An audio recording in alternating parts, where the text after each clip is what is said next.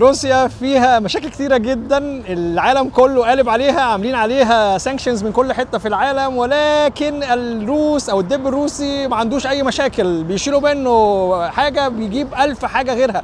شالوا منهم مثلا ماكدونالدز، لقيتهم ان هم فتحوا الماكدونالدز الروسي بتاعهم نفسه بكل حاجة، ولكن بالطريقة الروسية ونفس كل حاجة جوه. مش فاكر، قالوا لي والله اسمه شتوتشكا، هاو اتس كولد، كوشنا التوشكا صح، حاجه زي كده، ده اسم ماكدونالدز الروسي. وزي ما انتم شايفين كده ندخل جوه هنلاقي ان كل حاجه بالملي ماكدونالدز، ولكن عاملينها بالطريقه الروسيه.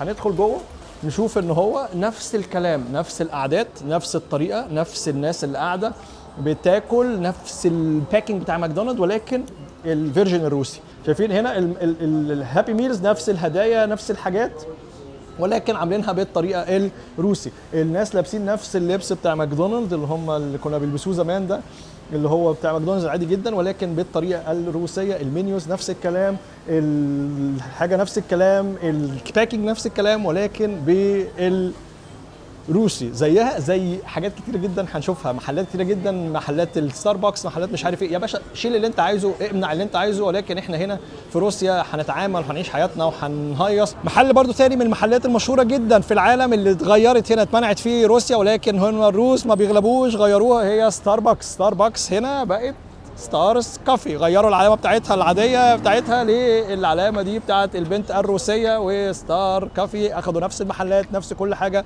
حولوها روسي وخلوها بالفيرجن الروسي. تعالوا نشوف كده مع بعض المنظر. شايفين نفس العلامات نفس كل حاجه بتاعت ستاربكس، شالوا التيكت بتاعت ستاربكس حطوا ستارز كافي، وكل حاجه زي هي بالملي، نفس الباكينج، نفس الساينز، نفس الكوبايات، نفس الهدايا التذكاريه، نفس كل حاجه ممكن تتخيلوها، نفس القعدات بنفس كل حاجه. شايفين نفس المكان، بس شال دي حط دي، شيل دي حط دي، وخلوها ايه، روسي يا رجاله.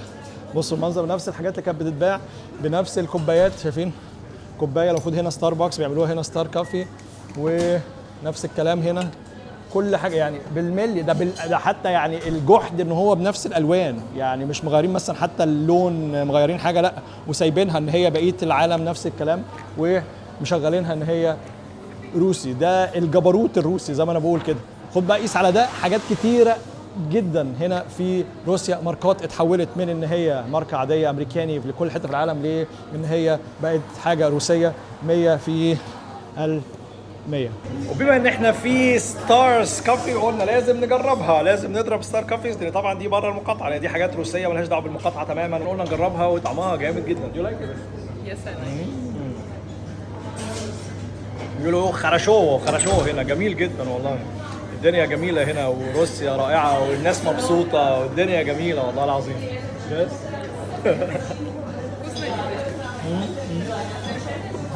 الموضوع ما وقفش بس على ماكدونالدز وستاربكس وكنتاكي وبيتزا وماذر كير اللي بقت ماذر بير ومش عارف والحاجات اللي هم عاملينها هنا. الموضوع كمان ان بولن بير، مين تاني يا ربي، زارا، برشكا، كلهم بقوا حاجه اسمها ماج، MAG. ده هو دي اللي فيها كل الماركات اللي انا قلتها دي، وزياده كمان الماركات العالميه اللي الناس كلها فاتحاها في العالم هنا بقى اسمها ماج. وقيس على ده بقى حاجات كتيره جدا اتغيرت اسمها، حتى الليجو بتاع الاطفال غيروا اسمه ليه برضو اسم روسي معناه عالم المكعبات. غيروا كل حاجه بصياعه شديده جدا، ان هو بيقول لك احنا ما يهمناش العالم كله، احنا هنا الروس يا جماعه، والروس ما يغلبوش. ده غير كمان ان روستيك هو كنتاكي، شوف عاملين الار بالظبط كأنها كنتاكي فرايد تشيكن، هو عملوه روستيك هنا اهو. عارفين كله متقلد، الروسي يكسب، نفس كل حاجه، نفس العلامات، نفس الالوان، ما بيزهقوش، والناس بتيجي تطلب. وحتى العلب يعني شوف هتلاقوا العلب نفسها بنفس الوان كنتاكي الاصلي، ولكن عاملينها ان هو حاجه روسي. بص جيت على كنتاكي قلت لازم اجربه عشان اعرف هل طعمه سيء جدا كالعاده في كل حته في العالم ولا لا. مفيش، ما دقتوش في اي حته في الدنيا غير لما كان سيء للغايه. ندوق هنا عشان يعني نشوف هل بجد مستمرين في الموضوع ده، ولا لما حولوه روسي حسينوا الطعم بتاعه. نضرب ايه نضرب واحد ممكن نضرب ايه رولز، ندينا واحد فاكر زنجر. تمام، بس بتأكد ان مفيش خنزير فيه.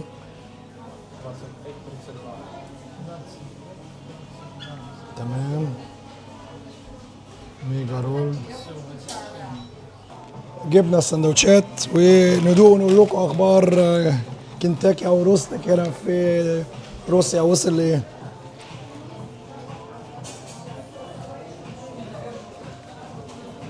بسم الله. والله لما الروس مسكوا هنا كنتاكي كبروه. بصوا السندوتش كبير ازاي وطعمه حلو جدا. يعني اول مره في حياتي ناكل حاجه في المحل ده وكويسه. كل اللي بيحصل فيهم ده والعمله بتاعتهم قويه ما قلتش. ما تنسوش تعملوا لايك وشير، تابعونا صفحاتنا الرسميه على الفيسبوك يوتيوب انستجرام تيك توك حجاجوفيتش. تابعونا اجمد لايك، اصيع كومنت واحلى شير عشان خاطر الفيديو يوصل لاكتر عدد ممكن حول العالم ويشوفوا ازاي روسيا يعني من الاخر كل الديتيلز فيها. اشوفكم على خير، سلام.